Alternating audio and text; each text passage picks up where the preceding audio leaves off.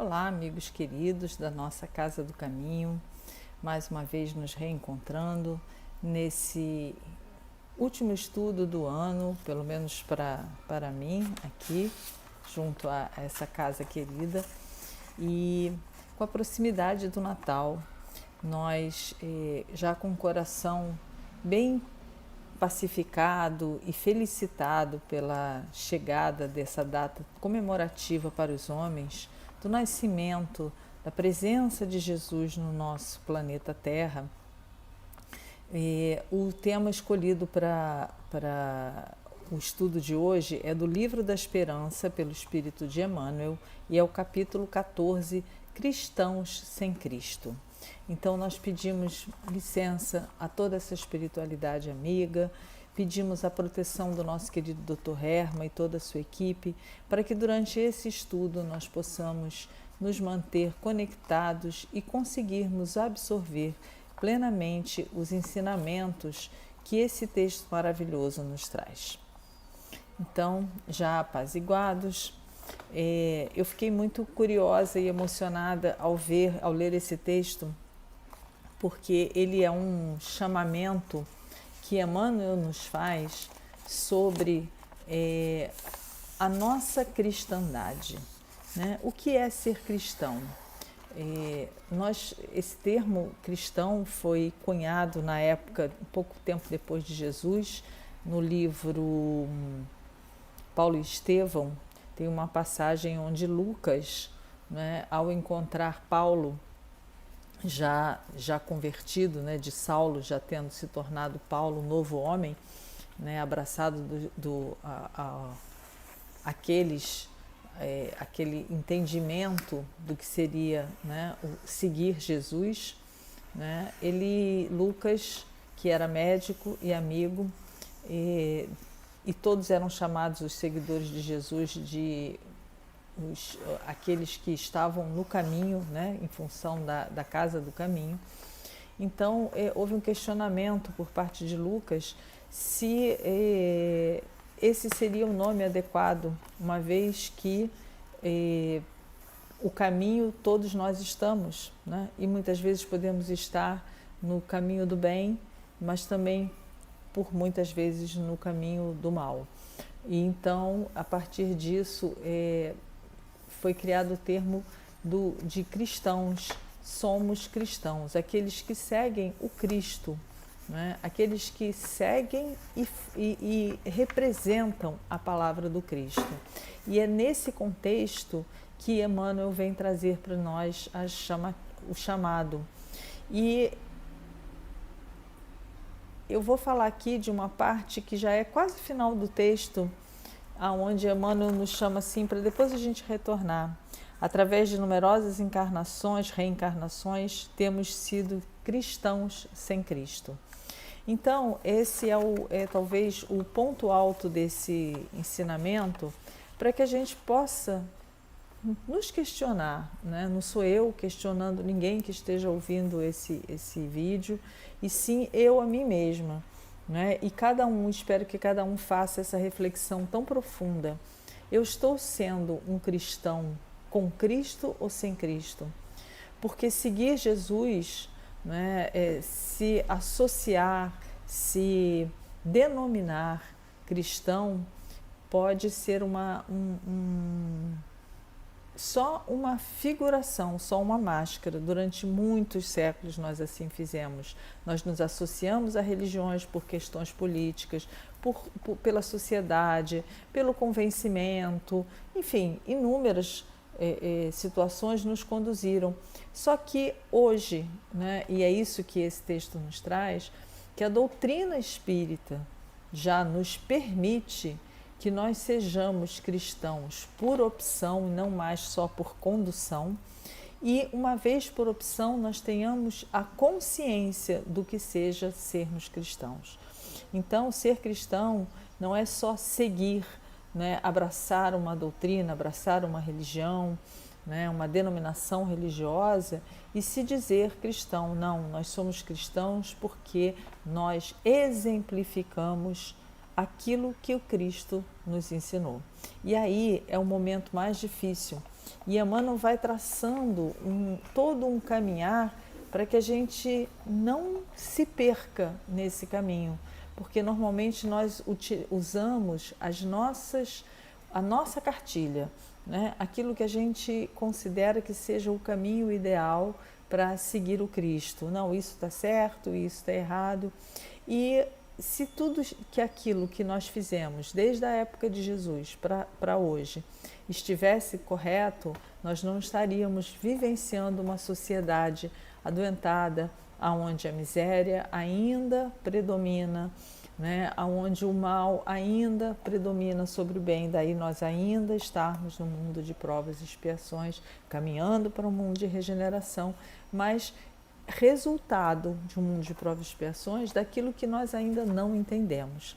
Então, eu vou ler assim alguns trechinhos desse texto e eu recomendo muito, né? Principalmente nesse período de Natal, onde a gente está mais sensível, onde a gente está mais predisposto, né, a ouvir e a ser tocado pelos ensinamentos de Jesus, que a gente possa compreender que não é só uma questão do conhecimento, e sim da interiorização, né, desse conhecimento, o entranhar dele no nosso coração e o expandir dele para o próximo. Então, a primeira passagem de Jesus que Emmanuel nos faz lembrar é o seguinte: vinde a mim todos vós que estáis aflitos e sobrecarregados, que eu vos aliviarei. Está lá em Mateus 11, 28. Por que Emmanuel começa com isso?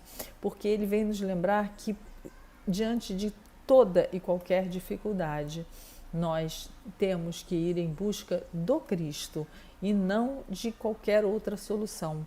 Então ele chama: vinde a mim, vocês que estão aflitos e sobrecarregados, e eu vos aliviarei. E logo em seguida ele traz outra passagem: assim o Espiritismo realiza o que Jesus disse ao Consolador prometido: conhecimento das coisas, fazendo com que o homem saiba de onde vem, para onde vai e por que está na terra. Atrai para os verdadeiros princípios da lei de Deus, consola pela fé e pela esperança, ou seja, é um esclarecimento. Então a gente tem o Cristo e a gente tem a doutrina espírita, e a gente precisa cruzar essas duas informações e trazer isso. Estamos no nosso melhor momento. Esse é o momento onde eu vou conhecer sobre mim, conhecer sobre quem eu sou, saber de onde eu vim, qual e por que eu estou aqui nesse momento, passando por essas provas, por essas dificuldades, ainda que eu não entenda, né? Então, ele começa o texto da seguinte maneira: reverencia o Divino Mestre com todas as forças da alma, né? E é o que a gente faz no período de Natal. Entretanto, não menosprezes honrá-lo na pessoa dos semelhantes.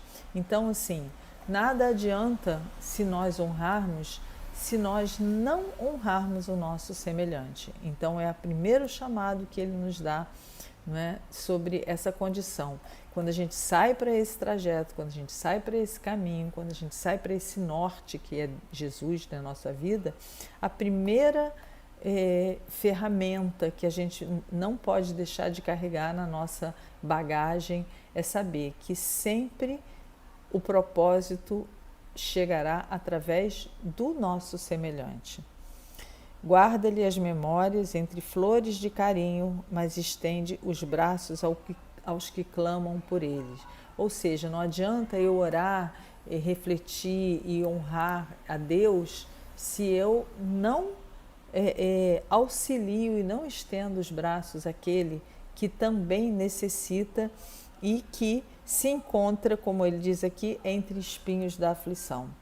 Então isso é muito importante. E aí ele vai decorrendo várias passagens similares, aonde ele nos lembra, né, para que socorre aos que passam diante de ti, retalhados pelo cinzel oculto do sofrimento. Então, nessa nossa caminhada, além das nossas dores, nós vamos encontrar pessoas em sofrimento, retalhados, destruídos, e a gente precisa socorrer. Faz parte do trabalho. Eu preciso socorrer, independente de como eu esteja, né? Suaviza o infortúnio dos que esperam por ele, né? nos quadros vivos da angústia humana. Então, mesmo aqueles que estão aguardando a Jesus e não conseguiram ainda perceber, suaviza de alguma forma, né? Leva a tua palavra, leva o teu consolo, leva a sua serenidade. Se a única coisa que você tiver no momento em que você precisar auxiliar alguém seja a sua serenidade, serena e consola, né? O Chico tinha um modo, né? Ele dizia assim, todas as vezes que algum pai ou mãe chegavam, principalmente as mãezinhas, chegavam desoladas, né, pela perda dos seus filhos, ele não buscava nem nas palavras, nem nos livros, nem nas preces o consolo.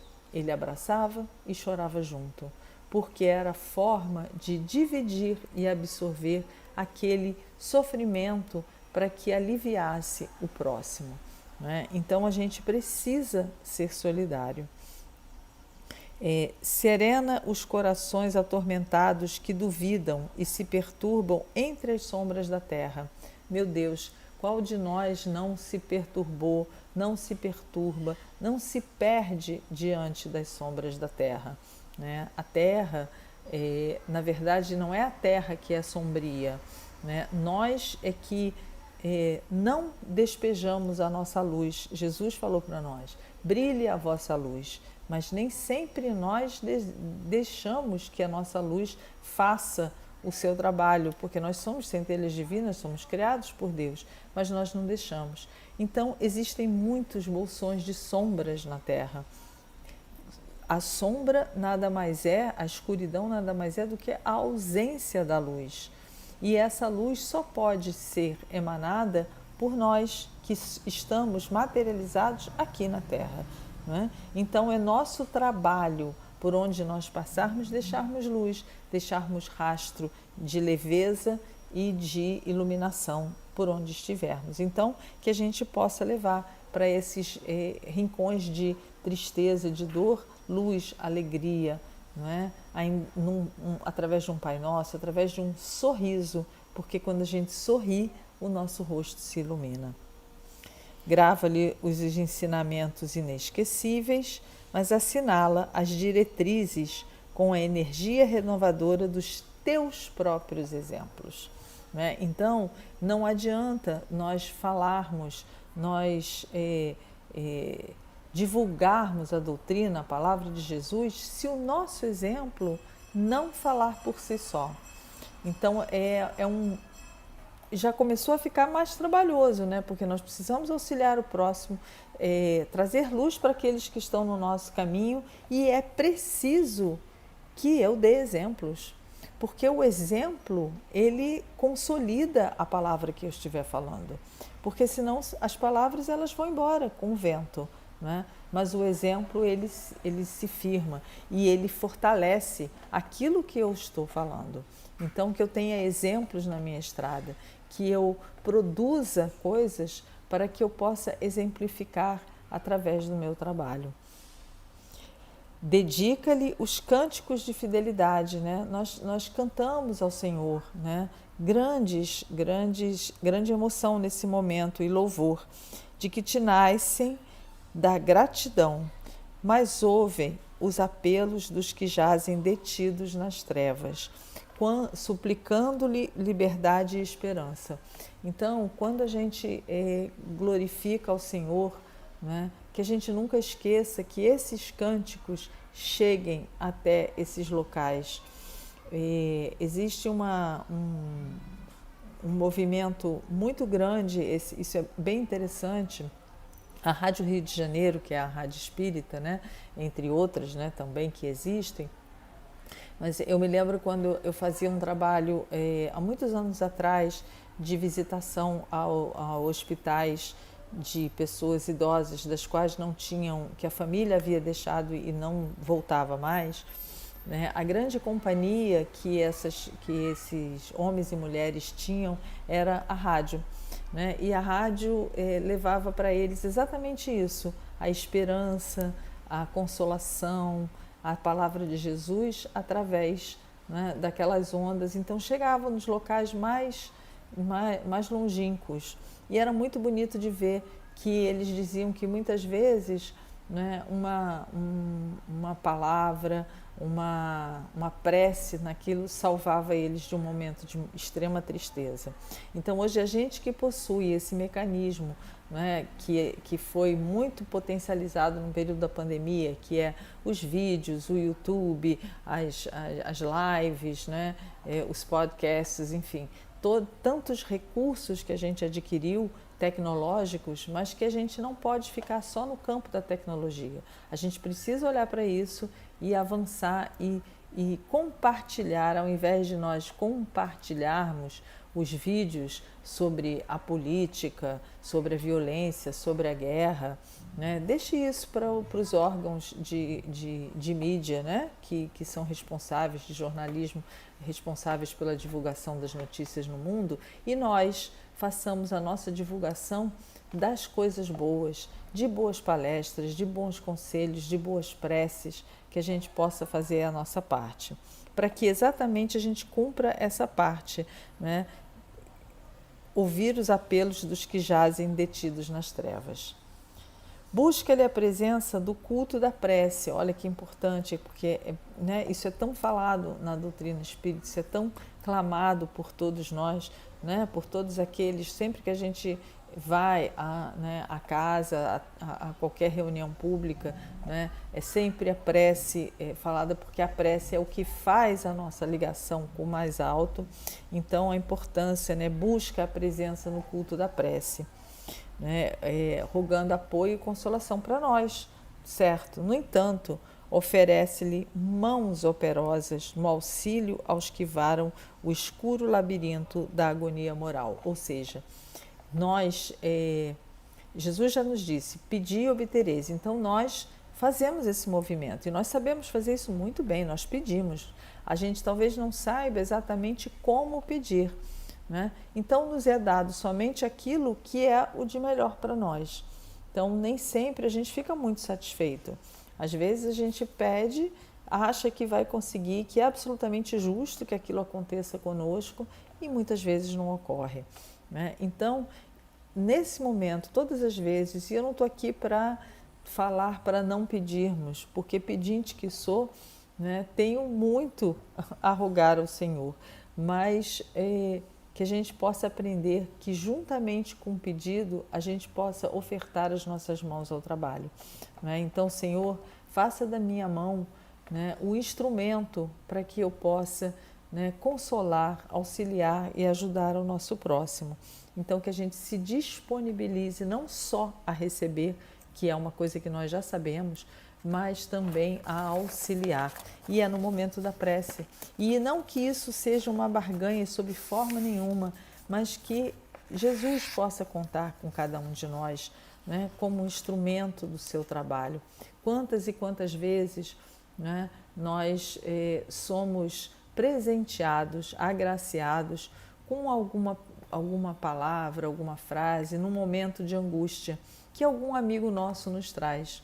Esse é um movimento que certamente não se pode acreditar ao acaso. O acaso não existe, né? Naquele movimento, onde naquela situação alguma coisa nos trouxe algum tipo de conforto, houve todo um trabalho da espiritualidade, ou para que aquele livro chegasse às suas mãos, ou para que aquela prece chegasse através de uma mensagem eletrônica, ou algum amigo que lhe telefonou, ou alguém que cruzou no seu caminho na rua, alguma situação que se apresentou na sua frente.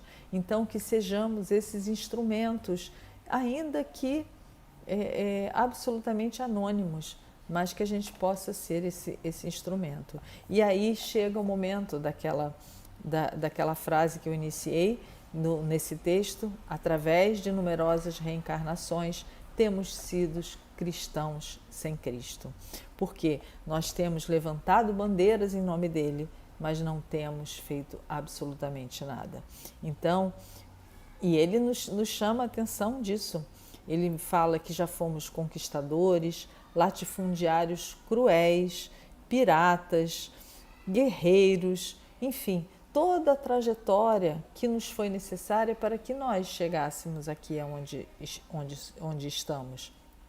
Então nós trazemos marcas, nós trazemos sinais do nosso orgulho, da nossa vaidade, da nossa crueldade, que tanto esteve presente na nossa humanidade, né? Ainda se faz presente, mas nós, através da possibilidade de encontro com a doutrina espírita, já optamos, dissemos sim ao Senhor antes de virmos para cá e falamos, não, Senhor, agora nós queremos fazer diferente, não mais queremos ser as pessoas que fomos. Então, nós fomos colocados, né, com essa possibilidade, que a gente não perca essa oportunidade, que a gente não perca essa encarnação que nos foi dada com tanto amor e tanto carinho, né, que precisou ser organizada com os nossos pais, com os nossos genitores, aqueles que se disseram sim também para nos receber. E que mesmo nos dizendo sim, muitas vezes não compreendem essa nossa escolha, né? Então, ele nos diz o seguinte: agora que a doutrina espírita nos foi revelada por mentor claro e direto da alma, ensinando-nos a responsabilidade de viver, é imperioso saibamos dignificá-lo na própria consciência, acima das demonstrações exteriores, procurando refleti-lo em nós mesmos. Porque nada disso que ele nos pede, nos orienta para que nós sejamos, irá acontecer de forma certa, correta e real, se dentro de nós não nos sentirmos assim. Então, a caridade, né, ela é imperiosa. E ele fala, entretanto, para que isso aconteça, é preciso, antes de tudo, matricular o raciocínio na escola da caridade.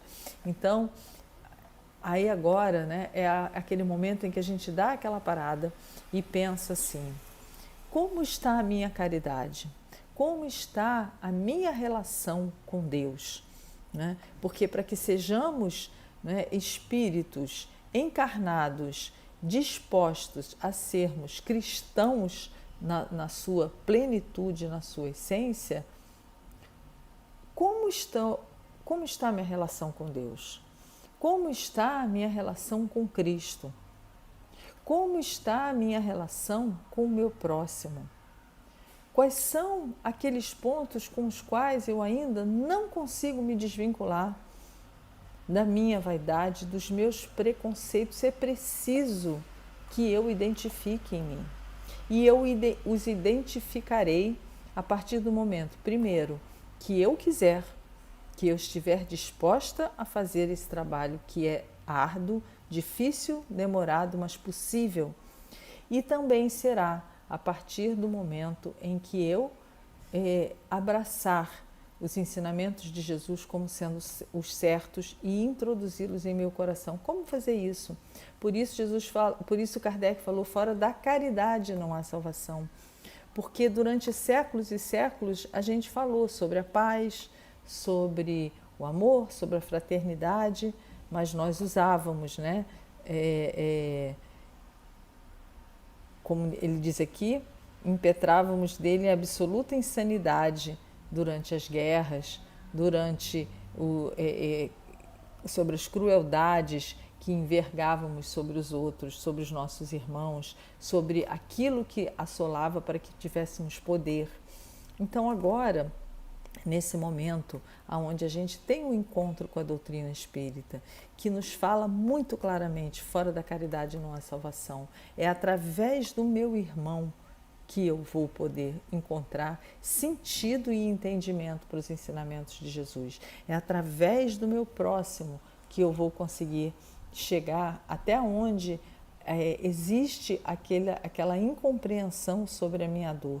É através do meu irmão, seja em sofrimento ou não, que eu vou conseguir chegar. Então, naquele momento difícil, onde a dor bater na minha porta, e esse momento é muito conhecido de todos nós, né? Que nós saibamos estender a mão para auxiliar o próximo. É difícil, né? Porque a gente pensa assim, se eu estou em dor, eu preciso de ajuda, ok, mas essa ajuda, na lógica dos homens, ela pode vir né, eu sentando e esperando que algo aconteça, né, ou de milagroso ou da própria matéria para me auxiliar, quando na verdade é no momento da dor que eu preciso me movimentar para auxiliar aquele que está em maior dor. Né? Nosso querido Dr. Herman sempre fala, né, você está mal no dia que levanta para vir trabalhar, então é esse dia que você tem que vir. Por quanto pior você estiver, melhor a condição que você tem para vir trabalhar. Porque é através desse trabalho, dessa oferta, né, do corpo estrupiado, da dor física, da alma dilacerada, né? Jesus, eu nada tenho para te dar, é só isso, só a minha dor. E Jesus potencializa, transforma toda essa nossa dor em amor e em luz para aquele que chega ao nosso lado. E a gente entende. É difícil explicar, porque é uma lógica contrária a tudo aquilo que durante séculos a gente acreditou ser a verdade. Então, que nós saibamos, né, refletir sobre esse sentido de caridade. Podemos fazer caridade quando estamos bem? Não só podemos, como devemos, com certeza. Mas experimente a caridade na hora da dor, na hora da dificuldade, no momento da tristeza profunda. Vá, estenda a sua mão nessa hora. Nesse momento você vai encontrar Jesus. Nesse momento você vai experimentar a mais sublime, né, experiência da sua vida. Né? Então, o que Emmanuel nos traz aqui, né, nesse momento tão delicado, tão doce, tão especial do planeta, onde celebramos a chegada de Jesus, embora a nossa sociedade ainda se confunda, né, com as coisas materiais, que o Natal sejam coisas materiais, que nós lembremos que o Natal não é só uma data, ele é o nascimento de Jesus, a celebração do nascimento de Jesus, que a gente possa trazer esse nascimento para dentro de nós e a gente possa dizer, é nesse momento, né, que seja pelo menos nesse Natal, que Jesus nasça dentro do nosso coração. E uma vez que Jesus nasce dentro do nosso coração, Ele nunca mais nos deixa. Que a paz do nosso Senhor Jesus possa permanecer sempre em nossas vidas, em nossos lares, nas nossas famílias, nos nossos bairros, na nossa sociedade, na nossa cidade, no nosso planeta, tão necessitado desse amor e dessa luz. Muita paz a todos.